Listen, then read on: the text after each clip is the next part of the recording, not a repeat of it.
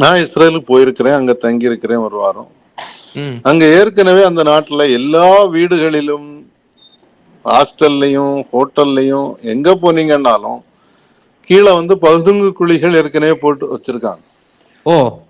ஏன்னா அவங்க அந்த மக்களுக்கு ஒரு அச்சத்தை எப்பவுமே வச்சு, நம்மளை சுத்தி இருக்கக்கூடிய நாடுகள் எப்போ வேணாலும் நமக்கு தாக்கலாம், அதனால நீங்க இதுக்கு பாதுகாப்புக்காக செய்யணும்னு சொல்லி நான் தங்கியிருந்த ஹாஸ்டல் உட்பட வந்து இந்த பதுங்கு பதுங்கு குழி குழிகள் இருந்துச்சோ? ஓ! இருந்தது.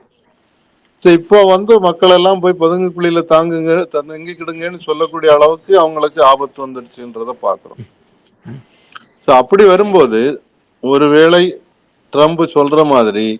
நேரடியாக இப்போ மறைமுகமாக முழுமையான ஆதரவையும் கொடுத்து ஆயுதங்களை ம். கொடுத்து போர்ல ஈடுபட்டு இருக்காங்க. ம். ம். நேரடியாக சப்போஸ் அமெரிக்காவினுடைய விமானங்களோ அல்லது ம்.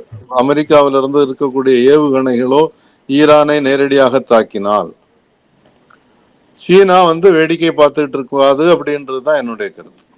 ஓ! ஓ! ஏற்கனவே விமானம் மூலமாக காசா பகுதியில கொண்டு போய் அவங்க பொருட்களை போட்டுட்டு வந்தாங்க, உணவுப் பொருட்கள்.